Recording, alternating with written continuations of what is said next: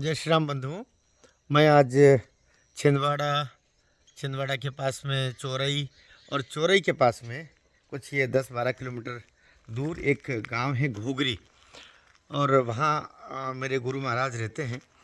वहाँ उनका रहते तो खैर साधु संत तो उनका कोई एक ठिकाना नहीं होता है।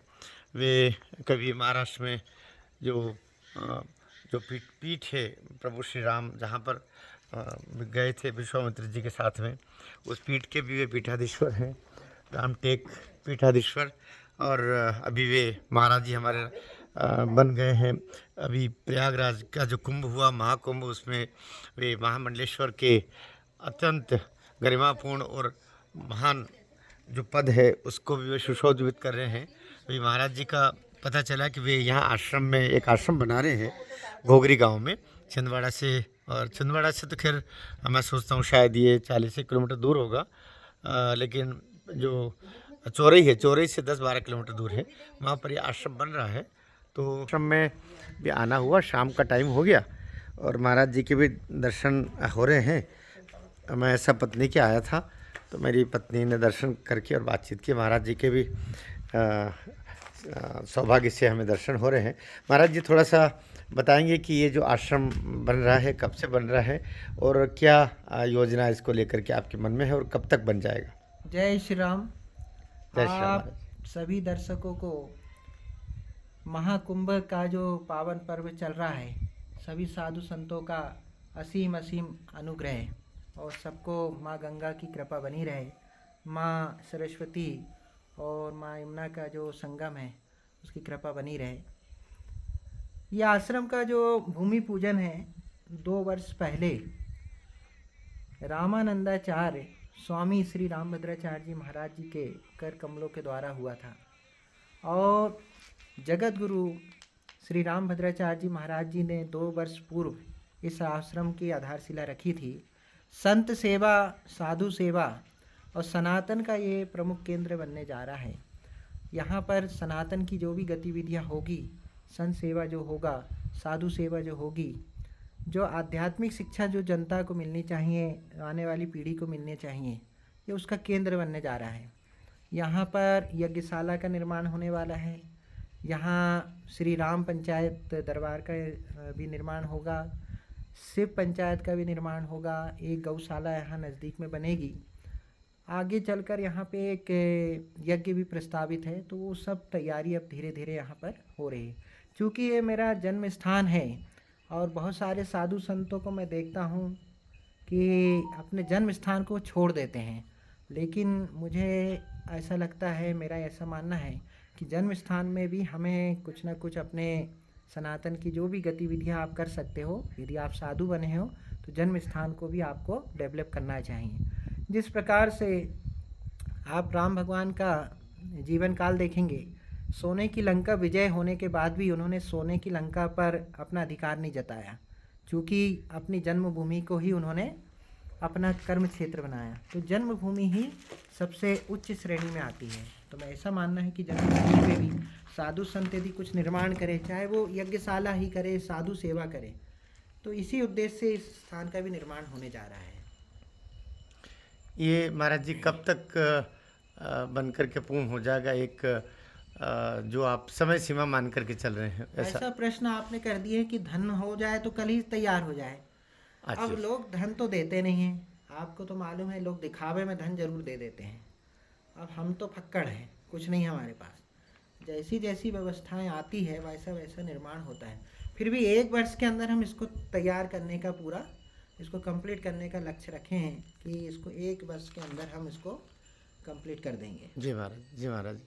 महाराज जी अब आप श्री श्री 1008 श्री महामंडलेश्वर अजय रामदास जी महाराज के रूप में पूरे समाज और सनातन के रक्षक और उसके प्रेरणा स्रोत के रूप में प्रतिष्ठित हुए हैं।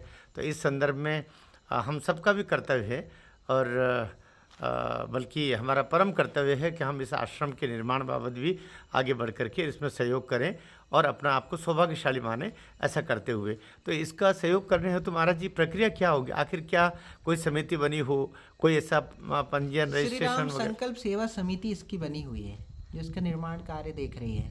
श्री राम संकल्प सेवा समिति का अकाउंट भी है, इसका सब हम लोग ने विधि विधान से सारा रजिस्ट्रेशन कर चुके हैं। उसमें जो कुछ यदि डालना चाहते हैं, जो कुछ सहयोग भेजना चाहते हैं तो भेजें। आपको ये जानकर बड़ा आश्चर्य होगा कि अभी तक ये सहयोग जो हुआ है ये पता ही नहीं कि किसने किया है, और आज तक किसी ने मुझे लाकर किसी ने धन नहीं दिया कि ये निर्माण के लिए हम दे रहे हैं। सब राम जी कर रहे हैं और राम जी की कृपा से अभी तक इतना कार्यक्रम सब हो गया और निर्माण भी हो गया। अभी 5000 स्क्वायर फीट का निर्माण हो चुका है और अभी बहुत सारे निर्माण यहाँ होने बाकी हैं। धीरे धीरे होगा। यदि कोई सहयोग करेगा तो हम ज़रूर सहयोग लेंगे, लेकिन हम मांगने किसी के पास जाते नहीं हैं और मुझे लगता है हम जाना भी नहीं चाहिए। हाँ, लेकिन सनातन का यदि आप रीढ़ की हड्डी बनाना चाहते हैं, सनातन को मजबूत करना चाहते हैं, तो आपको यदि देना है तो दीजिए, हम मना नहीं करेंगे। जी जी जी। तो श्री राम संकल्प सेवा समिति के नाम से खाता है। बिल्कुल। इस नाम से कोई खाता नंबर वगैरह वगैरह कुछ जानकारी और प्राप्त हो आपको जाए उपलब्ध करा देंगे हम लोग। तो फिर कुछ उसका भक्त QR कोड भी हम आपको दे देंगे। जी जी जी अभी जी दे देंगे, मोबाइल में है ना, तो ताकि हम सारे भक्तों को और सारे सनातनी, क्योंकि सनातनी देखिए महाराज जी सब चाहते हैं ऐसा हो, लेकिन करे कौन वाली बात है। आपके माध्यम से कम एक मैं एक बात बताना चाहता हूँ। जी महाराज जी। अभी जो बांग्लादेश की स्थिति बनी हुई है, आप मजाक नहीं कर रहे हैं, हम जी इसको गंभीरता से लें। आप देखेंगे कि जब रविवार आता है तो ईसाई भाई हमारे जो हैं वो रविवार के दिन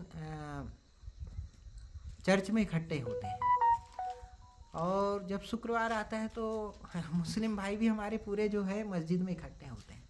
मुझे बोलने में बिल्कुल भी संकोच नहीं हो रहा। बुरा मानते तो मान जाइए, बिल्कुल मान जाइए। आप सनातनी तभी कहलाओगे जब आप मंगलवार को, शनिवार को, जो भी एक दिन तय कर लो, आप अपने धर्म के नाम से इकट्ठा होना चालू कर दो।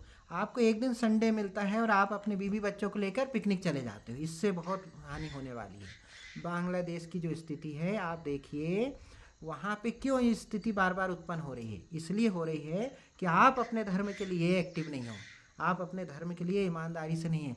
नवरात्रि आते हैं, 9 दिन में आप नाचना कूदना चालू कर देते हो, गरबा और ये और वो। गणपति आते हैं और आप गणपति को भी नचा रहे हो, खुद भी नाच रहे हो। अरे भैया, हमारा सनातन धर्म के नाचने कूदने तक सीमित है, ऐसा नहीं है। इसलिए इस बात को गंभीरता से लीजिए। बहुत लोग मुझे कहते हैं बहुत गंभीर रहते हो। गंभीर क्यों नहीं रहेंगे? क्योंकि अभी केवल आपकी वैलिडिटी बढ़ी है। जो बांग्लादेश में हो रहा है वो अभी हो जाता आपके साथ। साधु संत नहीं होते तो ये अभी घटना हो सकती है। ये सोचिए कि वैलिडिटी बस थोड़ी बढ़ी है, 15-20 साल में ये फिर होने वाला है। ये घटना आपके भारत में भी होगी। इसलिए आप यदि सनातन का साथ देना चाहते हो तो साधु संतों का साथ दीजिए और खुलकर साथ दीजिए। बीवी बच्चों को तो आप बाद में घुमा लेना, लेकिन अभी 2-4 साल अभी आप सनातन का काम करिए।